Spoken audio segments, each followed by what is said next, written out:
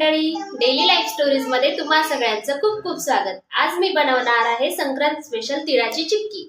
चला तर मग रेसिपीला सुरुवात करूया। इथे मला तिळाची चिक्की आणि तिळाचे लाडू दोन्ही बनवायचे आहे, त्यामुळे मी तीळ अलग अलग न भाजून घेता सर्व तीळ एकत्रच भाजून घेणार आहे आणि नंतर त्याचं व्यवस्थित मेजरमेंट करून चिक्कीचे तीळ अलग घेणार आहे आणि लाडूचे तीळ अलग घेणार आहे।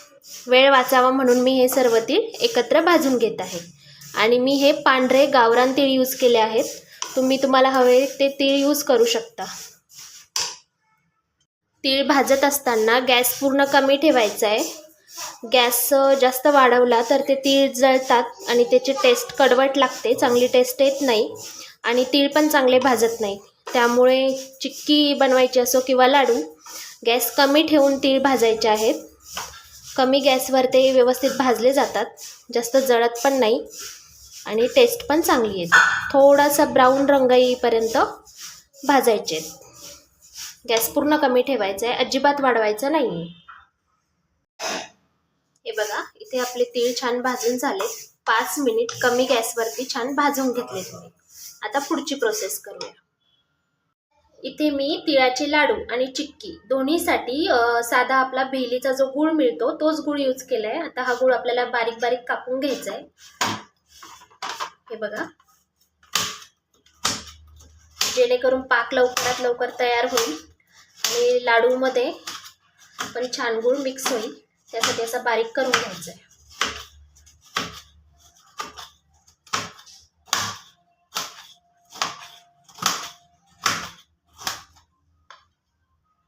तिळाची चिक्की बनवण्यासाठी मी इथे घेतले 1 वाटी भाजलेले तीळ आणि सेम त्याच वाटीने 1 वाटी गूळ घेतलाय। चला आता पुढची प्रोसेस करूया। आता आपल्याला या गुळाचा छान पाक तयार करून घ्यायचा आहे। हे बघा, हा गूळ असा कढईमध्ये टाकायचा आणि त्यामध्ये थोडंसं पाणी टाकायचं आहे, जास्त नाही, थोडंसं 2 चमचे।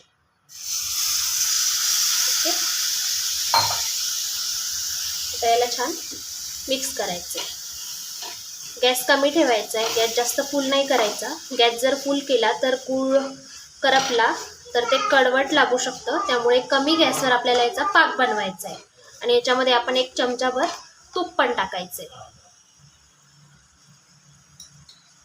हे बघा, इथे मी 1 चमचा तूप टाकलं आणि याला कंटिन्यू हलवत राहायचंय, म्हणजे तो करपणार नाही आणि पाक व्यवस्थित तयार होईल। गॅस पूर्ण कमी ठेवायचा आहे।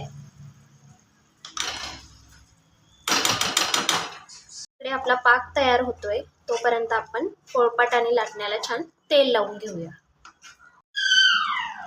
इथे आपण पोळपाट आणि लाटणं दोन्हींना आपण छान तेल लावून घेतलंय।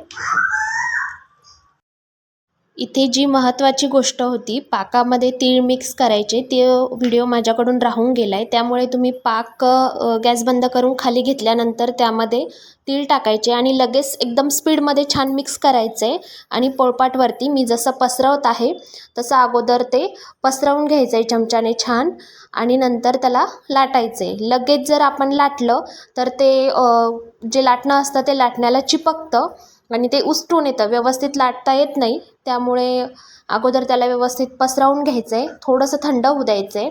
लाटण्याला पण तेल लावलेलं पाहिजे, म्हणजे ते चिपकत नाही। आणि तुम्ही बघू शकता मी लाटते त्याप्रमाणे त्याला सावकाश लाटायचं आहे। ते बघा, तरी माझं थोडंसं चिपकलं आहे, एवढं नाही चिपकलं पण चिपकलं आहे थोडंसं। आणि मी दाखवते त्याप्रमाणे त्याला हळूहळू लाटत घ्यायचं आहे। जेवढं पातळ लाटलं तेवढी तिळाची चिक्की छान लागते, क्रिस्पी आणि कुरकुरीत होते।